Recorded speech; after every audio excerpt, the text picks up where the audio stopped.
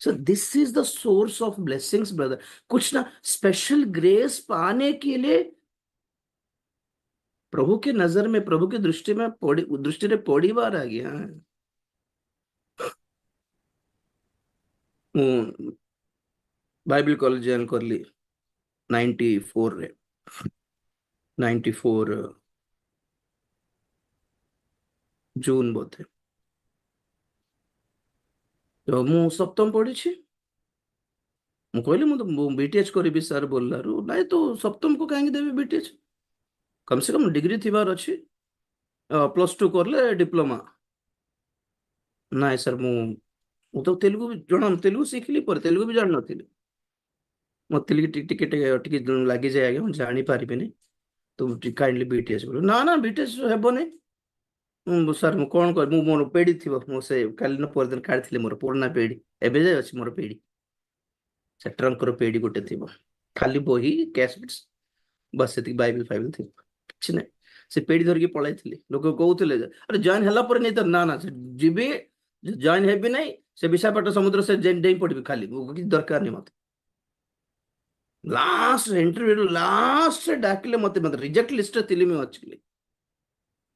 ସମସ୍ତେ ଯାଉଛନ୍ତି, ସମସ୍ତଙ୍କୁ ଡକା ହଉଛି, ମତେ ଡାକୁନାହାନ୍ତି ବୋଲି ଦେଖୁଛି। ଖାଲି ସାର୍ଟିଫିକେଟ ଧରିକି ଯାଉଛି, 7th କ୍ଲାସର ସାର୍ଟିଫିକେଟ ବି ନାହିଁ ମୋ ପାଖରେ, ଖାଲି ସେ ଇଣ୍ଟରଭ୍ୟୁ ଲେଟର ଧରିକି ଯାଇଥିଲି।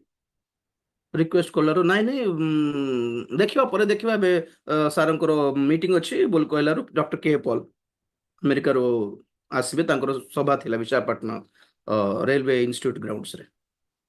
ତ କ'ଣ ହେଲା, ଠିକ ଅଛି ବୋଲି ରହିଗଲି। ଆଉ ରହିଗଲା ପରେ ମିଟିଂ ମିଳିବ କ'ଣ, ଖାଲି ସେ ଡେକ୍ଚି ଗିନା ଟେକା ଟେକି ଚେୟାର ସଜାଇବା, ବିଞ୍ଛାଇବା, ଏ କରିବା ସେ କରିବା, ରାତି ସାରା ସେ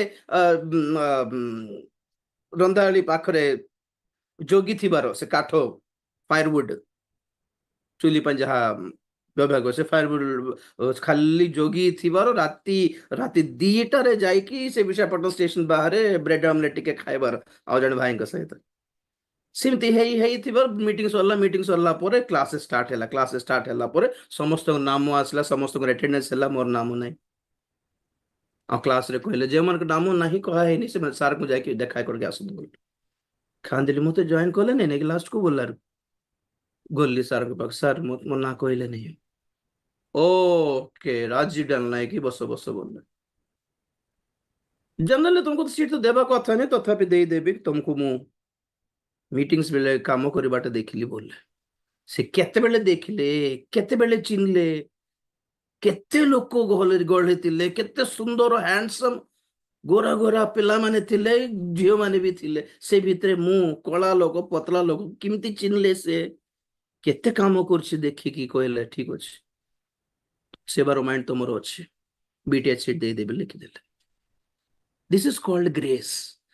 ଆମେ କେତେବେଳେ ପ୍ରଭୁଙ୍କ ଦୃଷ୍ଟିରେ ପଡୁ ଜଣା ନାହିଁ। ସାଙ୍ଗେ ସାଙ୍ଗେ ସକାଳକୁ ଫଳ ମିଳି ନପାରେ, ବଟ୍ ଗଡ୍ ୱିଲ୍ ୱେଟ୍। ପ୍ରଭୁ ଜଗନ୍ତି ଆଜ୍ଞା, ପ୍ରଭୁଙ୍କର ସମୟ ପର୍ଯ୍ୟନ୍ତ ଆମେ ବି ଜଗିବାର ନା। ଆମେ କ'ଣ ଚିନ୍ତା କରୁ, ସକାଳକୁ ଫଳ ମିଳିଯାଉ, ସକାଳକୁ ହାଇଲାଇଟ୍ ହେଇଯାଉ, ସକାଳକୁ ଆଶୀର୍ବାଦ ମିଳିଯାଉ, ତାପରେ କିଛି ନାହିଁ।